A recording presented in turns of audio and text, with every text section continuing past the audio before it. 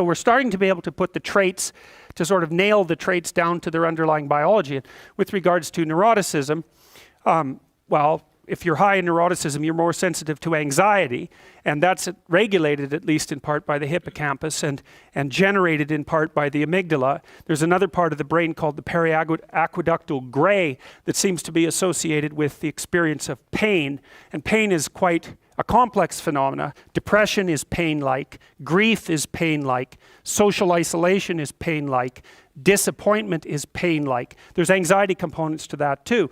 And so neuroticism seems to be something like threshold for activation in those negative emotion systems.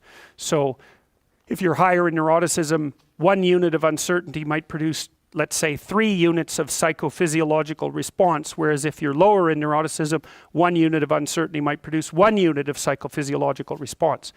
It's hard, obviously that's a simplified schemata, but there's variability because if something unexpected or threatening happens to you, it isn't obvious how upset you should get. One answer might be, brush it off, it's nothing. Another answer might be, it's a bloody catastrophe.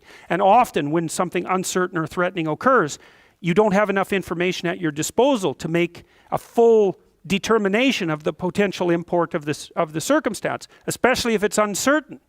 And so then you have to guess at how upset you should be and where you are on the normal distribution with regards to trait neuroticism, say, that sort of determines what your guess on average is going to be. So, the other, with conscientiousness, say, you might say, well, how hard should you work?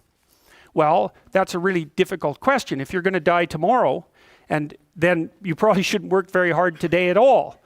So one thing you might say is that the degree to which you should work hard is dependent on your assumptions about the stability of the future. We actually know this to be true because if you put people in wildly uncertain circumstances, they discount the future, which is exactly what you should do, right? It only makes sense to store up goods for future consumption if the future is likely to be very similar to the past and the present. You need a stable society for that.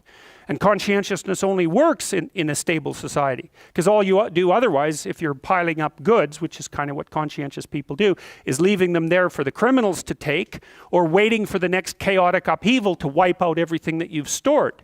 And so even conscientiousness is a kind of guess.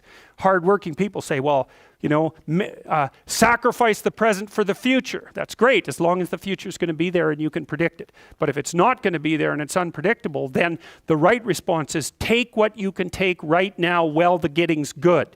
Now, obviously there are troubles with that too, and I'm speaking, I'm offering rough rules of thumb, but I'm trying to provide you with some indication of how and why these difference in value structures exist, because they're applicable in different environments. Sometimes in a dangerous social environment, it's not obvious that being an extroverted person is a good idea.